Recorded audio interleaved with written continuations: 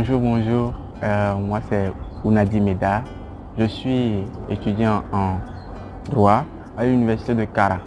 Euh, à part le campus, j'aide ma maman à faire le savon. Et aujourd'hui, je suis avec vous pour vous partager mon histoire, c'est-à-dire mes débuts dans Affairage 228, c'est-à-dire dans la comédie. Étant tout petit, j'aimais beaucoup. Je suis quelqu'un de nature agitée.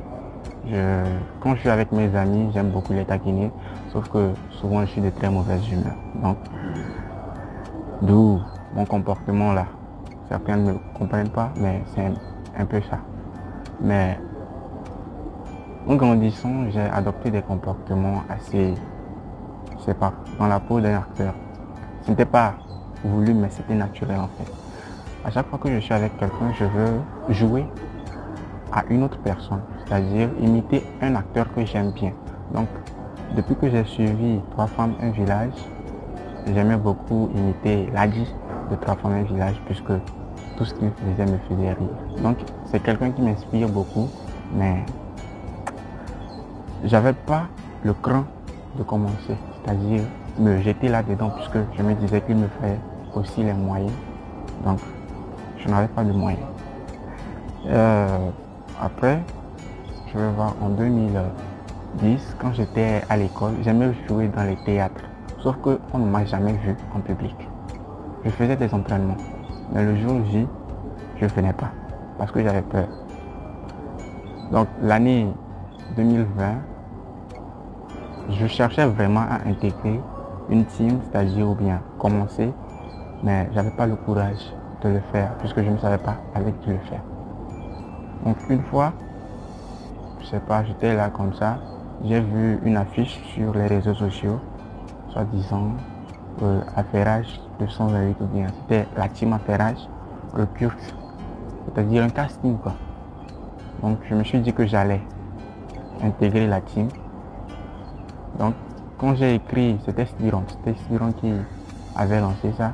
Étant donné que j'avais déjà son contact, je l'ai écrit. Mais quand je l'ai écrit, il a dit oui, il va essayer de voir si je peux intégrer. Donc je lui ai envoyé une photo, mon âge et puis autre. Après qu'on m'a envoyé le message, en fait c'est quelque chose de banal, mais moi ça me tient à cœur. Donc voilà, quand il m'a écrit, il m'a intégré dans la team, c'est-à-dire c'était un groupe en fait. Donc j'étais dans le groupe mais je ne causais pas. Je ne causais pas puisqu'on n'avait pas encore commencé les tournages et puis autres. Et une fois comme ça, on m'a fait sortir du groupe sans raison. Je ne sais pas pourquoi. Donc, après j'étais là, j'ai écrit à Spiron, je lui ai demandé pourquoi il m'a retiré du groupe. Il m'a dit que non, en fait, c'est parce que je n'intervenais pas. Donc, il a cru bon de me retirer puisque je n'étais pas motivé à le faire. J'ai dit, oh non, non, non, c'est pas ça. C'est juste parce que je ne savais pas quoi dire, que je ne l'ai pas. Je n'ai pas écrit. Il m'a dit, ok, là, il ne va pas m'intégrer, mais de venir à la rencontre. Et le jour, là, on verra si vraiment je suis motivé ou pas. Le lendemain, je suis arrivé et puis on peut dire que j'étais une des premières personnes à arriver sur les lieux. Puisque de nature, je n'aime pas le retard. C'est quelque chose que je déteste. Donc, j'aime pas qu'on me fasse attendre, donc je n'aime pas faire attendre les autres. J'étais là. Après, les autres sont arrivés. C'était une séance de shoot. Donc, après le shoot, il nous a dit que non, on a été recruté, donc on peut dire ça, on a été recruté. Et après, on a commencé le tournage. La première fois, je me rappelle, pour tourner, ça a été très difficile puisque j'avais du mal à m'adapter avec la caméra. Regarder droit dans les yeux, une personne et parler, tant qu'il y a la caméra, ça stresse. Donc, j'avais du mal à me mettre dans la peau d'un acteur puisque habituellement, je ne fais que des blagues. Et ce sont les blagues entre amis et on rigole. Mais ici, il y avait tout un public qui devrait me suivre et même si je faisais une faute, ça devrait être fatal puisque vous savez très bien que les gens aiment appréhender ce que tu fais. Ce n'est pas bien en fait sur les réseaux sociaux pour que, bon, en tout cas, eux, ça leur fait plaisir. C'est la publicité, ça fait mais. Il fallait que je me mette dans la peau. Donc, on a commencé. Je me rappelle très bien, on a fait plus de 2 à 3, 4, 5 même tournages qu'on n'a pas pu publier parce que ce n'était pas vraiment ça. Donc on avait du mal vraiment à s'adapter. Après ça, bon, on a commencé à s'habituer avec la caméra. Et puis, un jour comme ça, on peut dire que c'était un bim, hein. Ça, c'est un bim de la team Affairage. Le jour là, on a fait une scène, donc on a tourné. Et cette scène là, nous, bon, en tout cas moi je ne voyais pas, comment dire ça, je ne voyais pas là ce qu'il y avait de spécial dans cette scène, mais Spiron Auto disait que non, qu'on avait réussi, puisque c'était ça vraiment quoi. Donc c'est ça qu'on devait publier. Puisque le jour là, tout le monde était dans sa peau, hein. Dans ma peau d'agité, j'étais là et les autres aussi avaient adapté leur style. Donc après ça, on est parti, on a publié ça.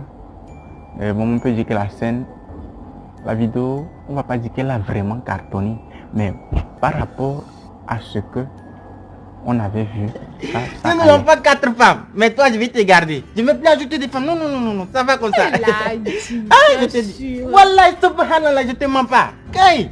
Oh, si tu veux mettre des plaisirs au nom de Dieu. Ah, tes parents ils t'ont vraiment mis au monde, hein. Kay. Je vais les ajouter d'autres encore. 20 000 c'est ce que j'ai donné là.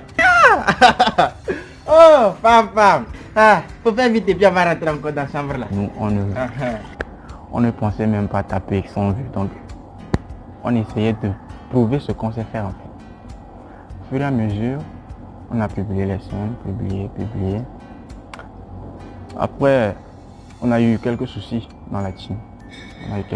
Ça n'a pas vraiment été facile, mais on a réussi à surmonter, puisqu'il y avait un souci de mésentente, un souci de plier à la volonté, c'est-à-dire se mettre conformément aux lois de l'esprit d'équipe.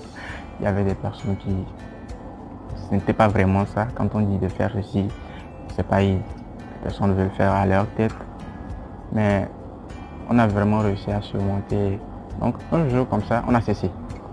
C'était comme une pause en fait. On a vraiment cessé.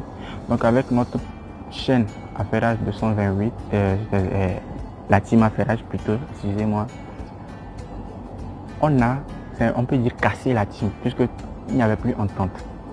Donc c'est un jour comme ça, Spiron était là et il m'appelait. Il me disait, donc on va essayer de remanier les choses. Puisque bon, moi je lui demandais comment on allait faire. Il m'a dit qu'on va essayer de remanier les choses. Donc on a tous réfléchi et on a trouvé bon de changer de nom et de chaîne YouTube, puisqu'on était presque à la fin. On ne pouvait pas monétiser notre chaîne dans les 2 mois qui suivaient et atteindre non seulement les 4000 minutes de vue et les 1000 abonnés pour monétiser la chaîne. Donc on a essayé de changer les choses. Après ça, on a changé, on a dit c'est Affairage 228. Donc dans Affairage 228, il y avait maintenant plusieurs choses à faire. Le cinéma, les gags, les interviews, tout. Donc on peut dire qu'on avait changé, on avait évolué, même si on ne gagnait rien, on a évolué un peu. On essayait quand même de se mettre dans cette peau. Après ça, Affairage 228, on a commencé avec les micro-affairages, puisqu'il n'y avait personne à Kara. C'est-à-dire, on est dans la ville de Kara, hein. Personne à Kara ne le faisait. On a eu du mal aussi à s'adapter à cette situation-là, mais étant donné qu'on a des rêves, on veut les réaliser. Donc on souffre avec.